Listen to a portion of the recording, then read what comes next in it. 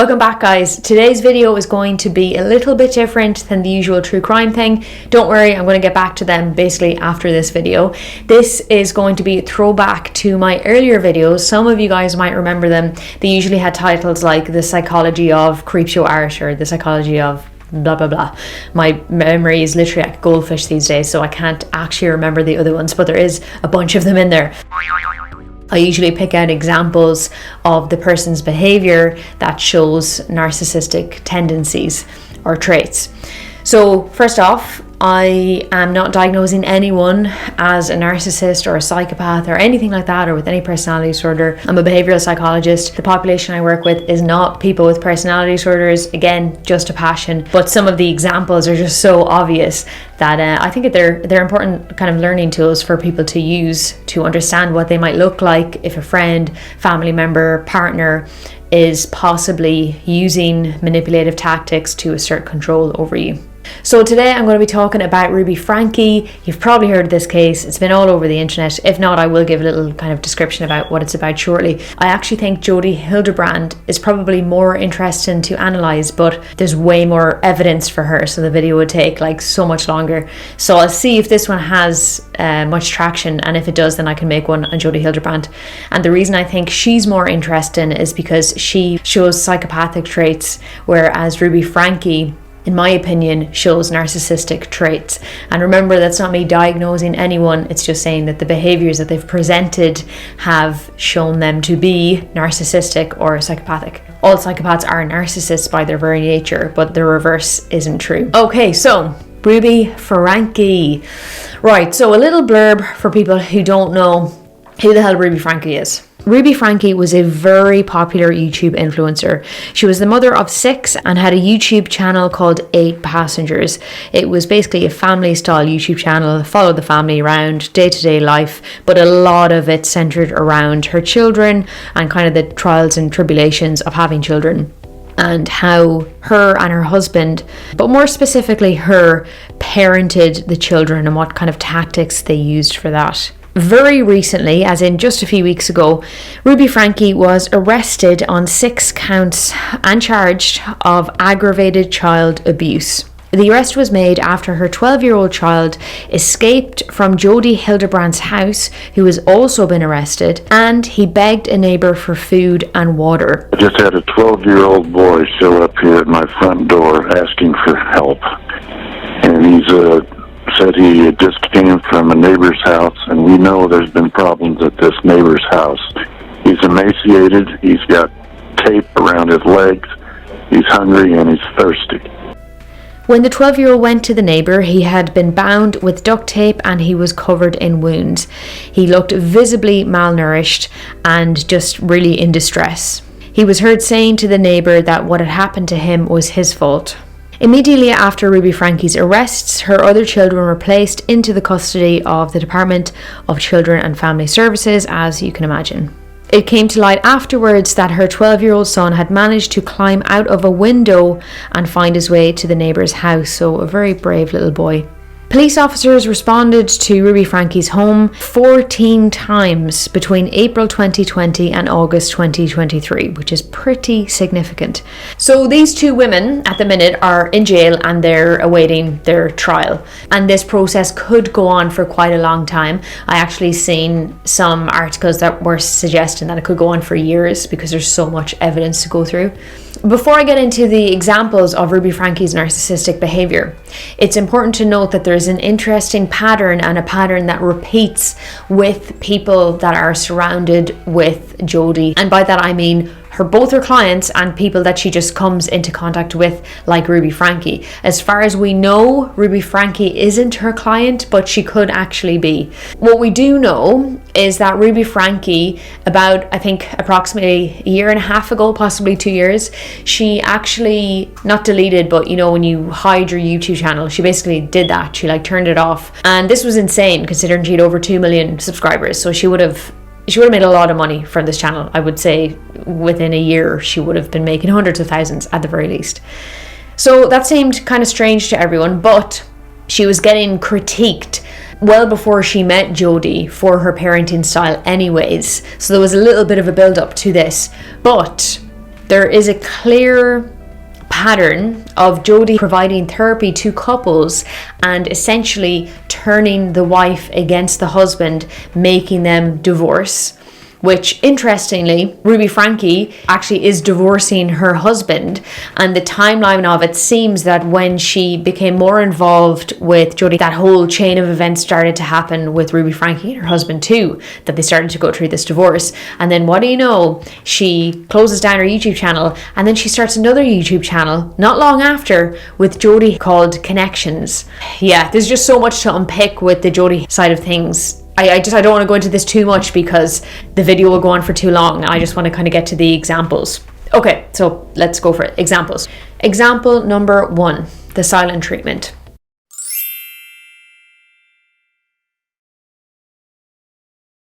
So this is actually quite an interesting example of the silent treatment. It's almost like a mild form, because she uses it as a way to assert control over her then 6-year-old daughter. In the clip, you'll see that Ruby tells the tale of her 6-year-old daughter forgetting her school lunch. Message from Eve's teacher, and she said that Eve did not pack a lunch today, and can I bring a lunch over to the school? This happens quite often when you're raising children, because I know that her teacher is uncomfortable with her being hungry and not having a lunch, and it would ease her discomfort if I came to the school with lunch. But I responded and just said Eve is responsible for making her lunches in the morning, and she actually told me she did pack a lunch. So the natural outcome is she's just going to need to be hungry, and hopefully nobody gives her food and nobody steps in and gives her a lunch. At first glance, it seems like really bad parenting, to be fair, and quite callous. And most people might leave it at that. But if you dig a little more under the surface, I think, personally, there are some more things going on with regards to manipulation tactics. Ruby is doing a couple of things here. The kind of most obvious one, in my opinion, is a kind of mild version of the silent treatment, and that is that she's not going in to see her daughter. She's not going in to bring her the lunch. Her daughter's not going to see her all day at the school. Under the crux of that, remember, it's all about control. So the fact that Ruby's 6-year-old daughter, although it's ridiculous that personally I think a 6-year-old has the responsibility of not just bringing her lunch but also making it. Like, God forbid she might forget her lunch sometimes, the poor little thing. Ruby has took it as a personal attack on her control over her daughter, that her daughter forgot to bring her lunch in. So Ruby's using counter control by giving her daughter the silent treatment and refusing to bring her lunch to her to assert control back over her 6-year-old. And she even goes as far as to say to the teacher, I don't want her to have any food, and then says to the viewers, oh, I hope no one else gives her food. So there's almost a little bit of sadism in that as well. There's absolutely no empathy whatsoever. It's very apathetic. But underneath it all, it's all about control. And she has took that as a personal insult that her daughter has forgotten her lunch and a threat to her control. And she had to assert control back over her, and that's what she did. The second example is from the older son.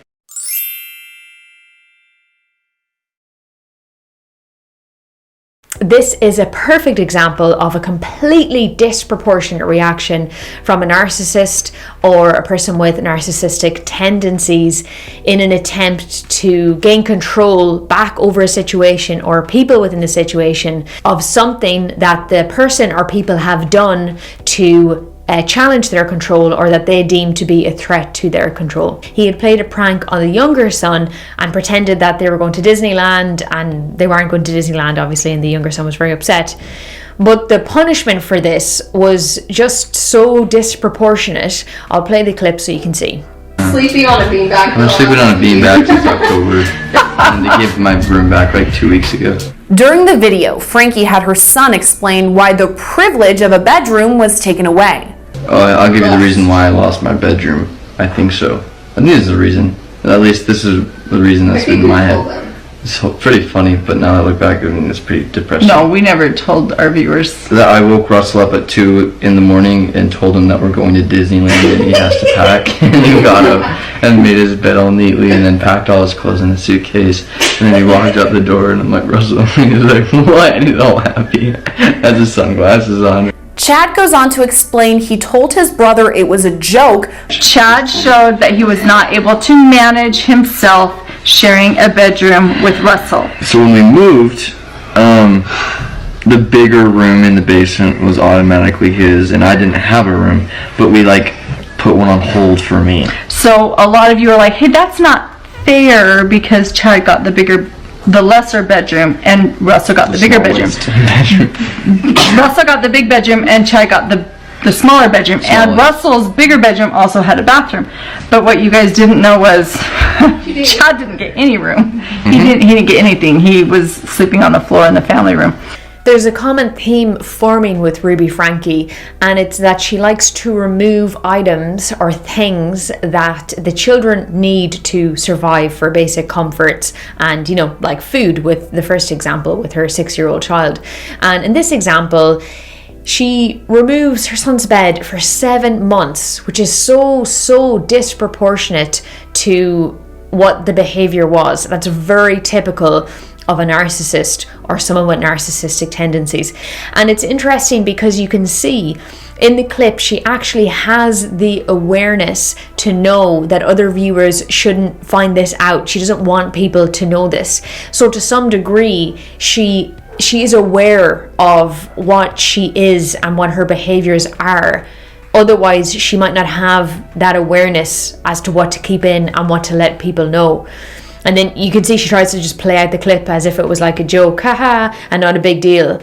But in reality, I guarantee you after that clip, that kid got in so much trouble for that, like a significant amount of trouble. Because in that moment, remember, it's about control, and he essentially asserted control over her by saying this to the followers and put her into a position where she felt like she had lost control over the situation because she didn't want them to know that. So you can only imagine what the consequences was for him after that clip was taken.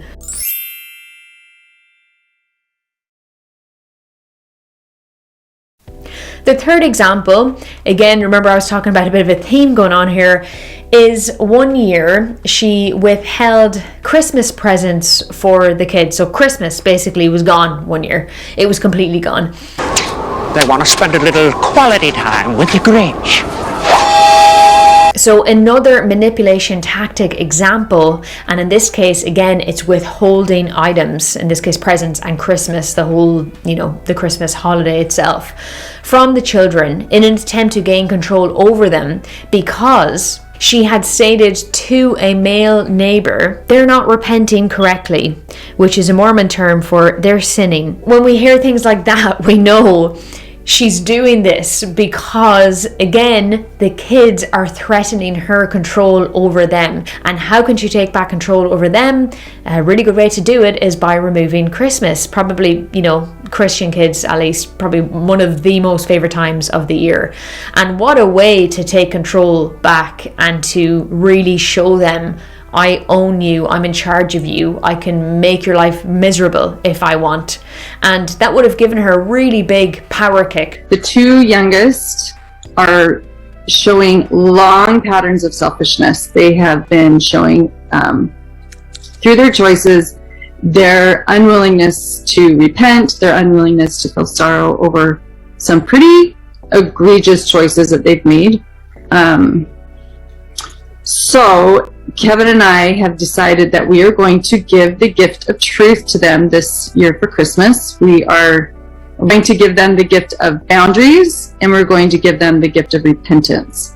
And we told them that this year they are not going to be visited by Santa. So they will, and we prepped them, we let them know that the Christmas morning, their 4 older siblings will be getting Christmas presents to open, and that they will have the gift of love from their dad and I, because we want them to really have a visceral experience that hits them. So up until now I was really hoping that like keeping them home from school and wiping the floorboards would like really bring pain, like, oh my gosh, I really want to change this behavior that I've been exhibiting.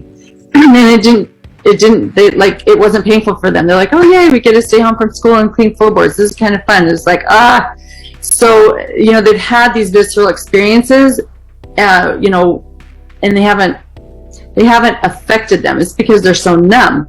And so the more numb your child is, the greater experience, the bigger the outcome. They need to wake them up. You're not going to push a boulder with just your hands. You need some real leverage. And the biggest leverage that a little child has is probably Santa Claus. And the last example is an example of the cycle of a narcissist or a person with narcissistic traits.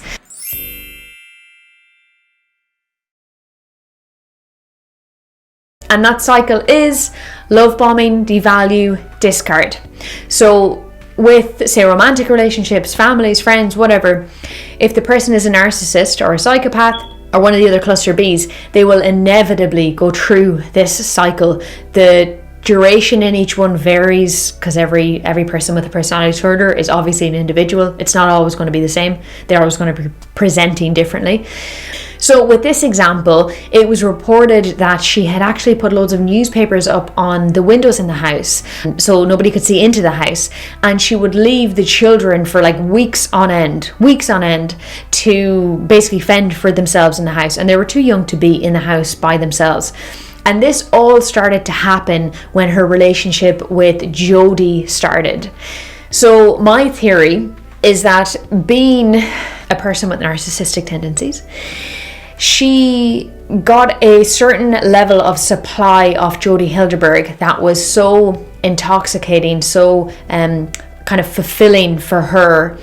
Fuel, people tend to call it for narcissists. She got such strong fuel from Jodi. Bearing in mind, Jodi's also manipulating her to get her needs met because she wants to use Ruby's fame to promote herself and her services or her therapy even more, which is why that YouTube channel came about. But anyway, so she was getting this kind of insane supply of Jodi, and then the children who she would have gotten the supply off before, and we've seen examples of how she would try to control them, that wasn't good enough for her anymore. The supply from Jodi was much better. So the children were second fiddle at this point, and that's why she was completely comfortable leaving them in the house by themselves for literally weeks on end to fend for themselves. So these children at those points were quite literally in the discard phase, and I suspect it's completely the same for why they were in Jodi Hildebrandt's house. That is the discard phase. She essentially didn't give a shite about them, didn't care where they were, didn't care what they were doing. She was getting her supply from Jodi, being loved bombed by Jodi, so the children didn't matter, didn't care, didn't have to assert control over them. She didn't care about that anymore.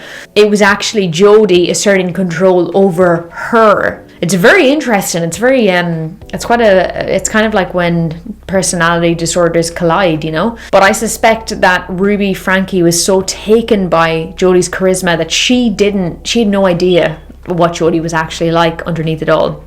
Because as we've seen in lots of reports, Jodi is very charismatic, very charming, and can manipulate people like that, like butter, like that easy.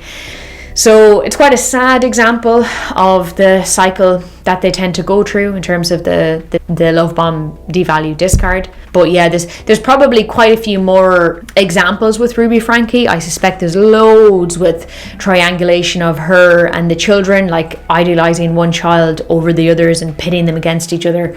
But since her channel is gone, it's actually kind of harder to find some of the examples. But if you're interested to hear more, I can 100% do another one on Jodi Hildebrandt, because there's loads of stuff on her. There's been so many things released, especially from past victims of her, of pretty severe abuse, both as a child and as a man who she turned his wife against him, and numerous other people have came forward. So I think that one would be so interesting. Yeah, it's just going to take a lot of time, so obviously I won't make it unless I know there's interest to make it. I've also just realised throughout this whole video I've been saying Jodi Hildebrandt when her name is actually Jodi Hildebrandt, but I don't really care because she is an asshole. So oh well, you know her name I'm sure now, so there you go. And by all means check out some of the other, like the psychology of blah blah blah videos, you might find them interesting. And with the true crime videos, if anyone has any suggestions for videos to make on that, let me know and I will make those too. So yeah, I think that's all for now guys, but thank you for listening and I hope everyone is keeping well, and remember, wherever you are in the world, you are cared about and you matter, and have a great day. Bye.